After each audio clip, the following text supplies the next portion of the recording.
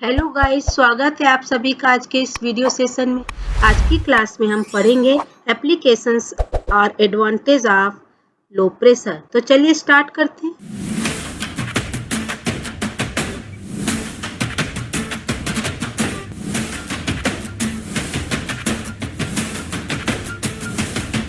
Advantage of pressure in daily life के अंतर्गत पिछली क्लासेस में हमने हाई प्रेशर के बारे में पढ़ा, कैसे हाई प्रेशर का हम दैनिक जीवन में अनुप्रयोग कर सकते हैं। आज हम लो प्रेशर के बारे में पढ़ेंगे कि लो प्रेशर के द्वारा हम कैसे हमारे दैनिक कार्यों को और आसान बना सकते हैं। जो लो प्रेशर है बच्चों, बहुत सारी चीज़ों में बहुत ज़्यादा काम आता है। ये देखिए, बर्फ पे स्केटिंग स्कीज जिसको बोलते हैं, तो ये जो इनके स्केट्स होते हैं कैसे चौड़े चौड़े रहते हैं, इनको मैं डिटेल में अभी बताऊंगी। ये व्हीकल देखिए, इनके टायर कितने चौड़े हैं। ये स्कूल बैग है ना, ये हैंड बैग, इनके स्ट्रिप्स देखिए बहुत चौड़े हैं। तो इनका किस तरीके से हम और क्यों हम इस तरीके का प्रयोग करते हैं ताकि हमारे काम आसान हो, तो हम बहुत सारे उदाहरणों के द्वारा आपको स्पष्ट करेंगे।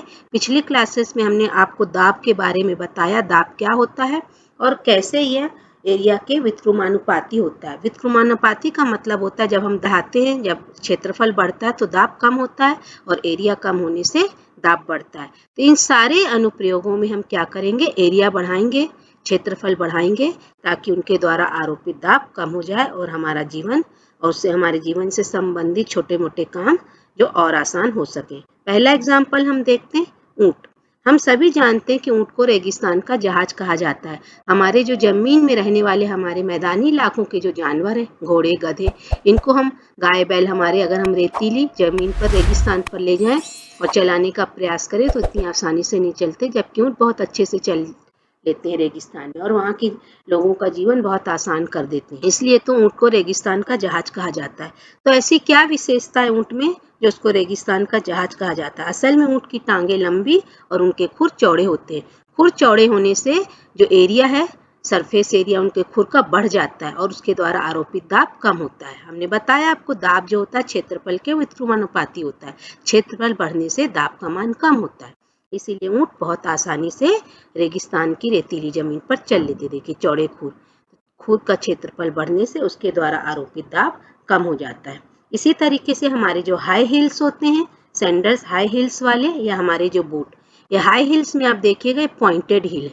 पॉइंटेड हील होने से यहाँ पे जो एरिया है कम होता है, इसीलिए दाब बढ़ जाता है और ये बहुत जमीन में गहराई तक गफते हैं। जबकि ये चौड़े बूट हैं, इनका जो सरफेस ज़्यादा होने से क्या होता है कि इनका एरिया बढ़ने से इनके द्वारा आरोपित दाब कम हो जाता है और ये जमीन में कम धंसते हैं। ये देखिए, ये हमारे चौड़े बूट का इस तरीके से बस छाप छोड़ेगा और ये जो हाई हील्स के सैंडल इस तरीके से गफ जाते हैं जमीन पे। तो हम एरिया बढ़ा के दाब को कम कर सकते हैं। इसी तरीके से जो कुली लोग हैं, हम देखते हैं कि बहुत आसानी से सामान को ढो लेते हैं, बहुत सारा सारा बोझ सिर पर रख लेते हैं। और जब सिर पर बोझ रखते हैं उसके पहले वो पगड़ी रखते हैं सिर पर, टर्बन जिसको बोलते हैं। ऐसा क्यों करते हैं? वो पगड़ी रखने से क्या होता है, संपर्क सतह का क्षेत्रफल बढ़ जाता है और क्षेत्रफल बढ़ने से वस्तु के बोझ द्वारा आरोपित दाब कम हो जाता है और उन्हें सिर पर भार या बोझ कम महसूस होता है। देखिए, इस तरीके का टर्बन रखते हैं और क्षेत्रफल बढ़ा लेते हैं। इसी तरीके से जो बैग्स होते हैं उनके स्ट्रिप्स चौड़े रखने से कंधे पर भी जो दाब है कम पड़ता है और वो आसानी से उनको बोझ ढोने में आसानी होती है।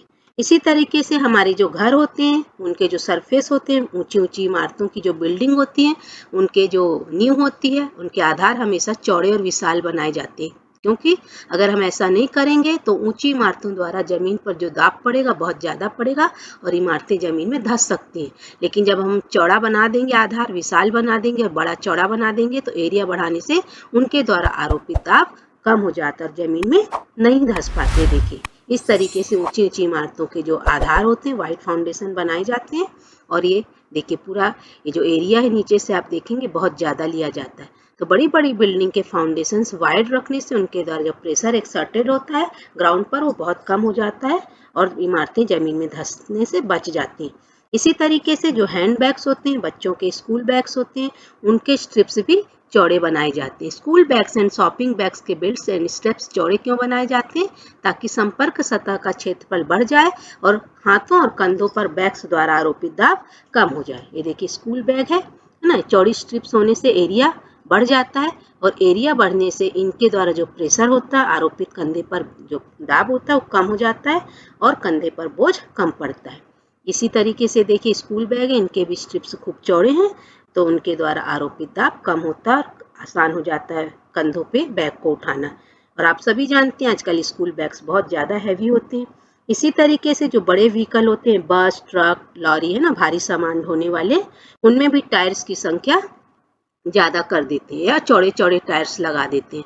तो टायर्स की संख्या ज़्यादा होना या टायर्स चौड़े रखने से क्या होता है, संपर्क सतह का क्षेत्रफल बढ़ जाता है जिससे जमीन पर पड़ने वाला दबाव कम हो जाता है। ये सारे हैवी व्हीकल्स दिखाएंगे। देखिए कार, इनके टायर आप देखेंगे कम होते हैं, संख्या में 4 ही होते हैं, संकरे होते हैं। जबकि जो ट्रक्स होती है, लॉरी होती है ना, बस होती है, उनके टायर्स हमेशा चौड़े और संख्या में भी ज़्यादा होते हैं। देखिए ट्रैक्टर है, इनके टायर आप देखिए कितने चौड़े होते हैं। इस तरीके से चौड़े टायर बनाने से सिद्धांत तो वही है, एरिया बढ़ाओ और दाब उनके द्वारा आरोपित दाब को कम करो। ये देखिए ये बस है ना, ये ट्रक है, mini truck, have more than 4 wheels of larger surface area to decrease pressure exerted on the road. Road पर उनके द्वारा जो दाब है वो कम हो जाता है। इसी तरीके से एक और एग्जांपल हम देखते हैं। आप सभी रेल जानते हैं है ना, पटरी पर दौड़ती है तो आप देखे होंगे जो रेल की पटरियां होती हैं, चौड़ी लकड़ियां स्टील की पातों जिनको हम स्लीपर्स बोलते हैं उन पर फिक्स रहती हैं जिससे ट्रेन के पहिए जमीन पर नहीं बल्कि पटरियों पर गति करते हैं।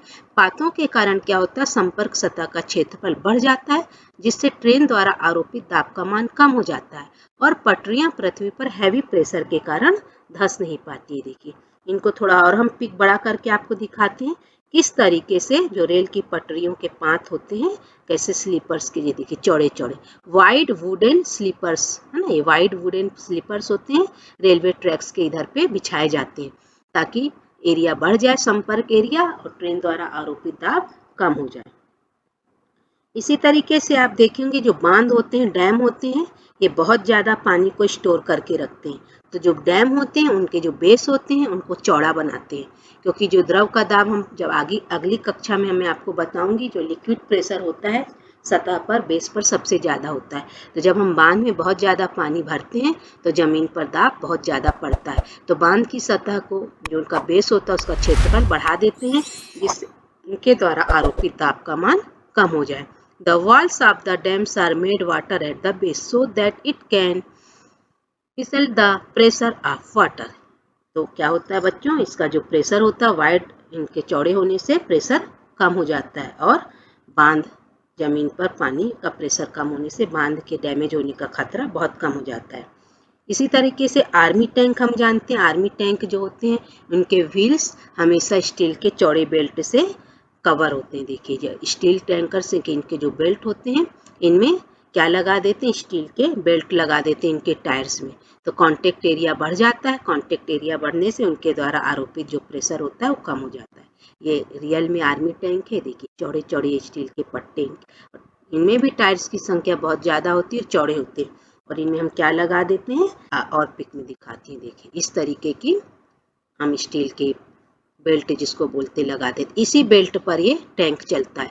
तो बेल्ट लगाने से क्या होता है, एरिया बढ़ जाता है और टैंक इतने हैवी होते हैं, इतने भारी होते हैं तो उनके द्वारा जो जमीन पर धरती पर जो प्रेशर पड़ता है बहुत कम होता है और आसानी से टैंक अपना काम कर लेते हैं। अब एक और एग्जाम्पल देखते हैं, स्केटिंग ऑन आइस, बर्फ पर स्कीज करना। तो इनके लिए जो होते हैं बूट होते हैं special, a boot with a thin sharp metal part on the bottom that is used for moving on ice. बर्फ पर स्केटिंग का मतलब होता है तेजी से फिसलना।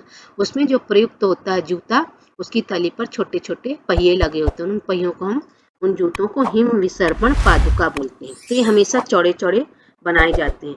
चौड़ा बनाने से क्या होता है, उनका जो एरिया होता है बढ़ जाता है और बर्फ पे दबाव कम पड़ता है तो आसानी से स्लिप होते हैं, ये तो बर्फ में धंस जाएंगे और स्केटिंग अच्छे से नहीं हो पाएगी। देखिए अगर हम इस तरीके का सिंपल बूट लेंगे तो बर्फ पर दब जाएगा, लेकिन अगर हम इसमें रोलर लगा के जिसको हिम विसर्पण पादुका बोलते हैं, स्केट्स बोलते हैं इसमें, तो क्या होता है इनके द्वारा जो फोर्स होता है वो चौड़े होने से कारण एरिया बढ़ने से लार्ज एरिया इन कॉन्टेक्ट और यहाँ पे स्मॉल एरिया इन कॉन्टेक्ट, तो यहाँ पे लो प्रेशर पड़ेगा, यहाँ पे मोर प्रेशर पड़ने से क्या होगा, बर्फ पर दब जाएगी।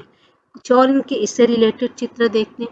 ये देखिए इस तरीके की चौड़ी चौड़ी स्केट्स भी होते हैं है ना, स्कीइंग बोलते हैं इसको, बर्फ पे फिसलना। Large surface area to decrease the pressure exerted on the snow, बर्फ पर स्नो पर प्रेशर कम करने के लिए इस तरीके के स्कीज बनाए जाते हैं। अब रेत पर जो चलना होता है उस पे भी हम एग्जाम्पल देखते हैं। Pressure on ground is more than when a man is walking than when he is standing. जमीन पर खड़े होना और जमीन पर चलना, क्योंकि जब व्यक्ति टहलता है तब जमीन पर पड़ने वाले भार का एरिया कम होने के कारण ज्यादा दबाव पड़ता है। इसके विपरीत सीधे खड़े होने पर जमीन पर पड़ने वाले भार का एरिया ज्यादा होता है, जिससे दाब कम हो जाता है। तो खड़े रहने पर देखिए दाब कम पड़ेगा और चलने पर दाब ज्यादा पड़ेगा। इसी तरीके से देखिए ऐसे खड़े होना और ऐसे लेटना, किस पे ज्यादा प्रेशर पड़ेगा, ये ज्यादा एरिया को कवर कर रहा है तो एरिया ज्यादा होने से इसके द्वारा आरोपित दाब कम पड़ेगा, और ये सिर्फ खड़ा है तो यहाँ पे एरिया कम है तो इसके द्वारा आरोपित दाब ज्यादा होगा। तो इस तरीके से खड़े होने पे हमको ज्यादा चुभेगा। जो क्या बोलते हैं, हमारा वो एक्यूप्रेशर की जो प्लेट होती है ना, हम इस तरीके से खड़े होते हैं चुभती है, लेकिन अगर हम बड़ी एक्यूप्रेशर प्लेट में इस तरीके से लेट जाएंगे तो एरिया बढ़ने से उनके द्वारा आरोपित दाब का मान कम हो जाएगा। और खड़े होना लेटने का भी मैं आपको पिक के द्वारा समझाती हूँ। देखिए खड़े रहने से और लेटना, खड़े रहने से एरिया कम होने से प्रेशर ज्यादा पड़ेगा और यहाँ पे प्रेशर कम हो जाएगा, क्योंकि लेटने से क्या होता है, एरिया बढ़ जाता है। एरिया जब बढ़ता है तो प्रेशर अपने आप कम होता है।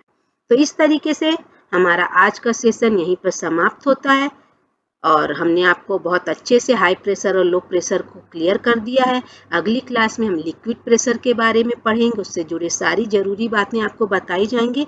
तो जुड़े रहिए मेरे ऑनलाइन वीडियो सेशन से। उम्मीद है आप सभी को आज का वीडियो सेशन अच्छे से समझ में आया होगा।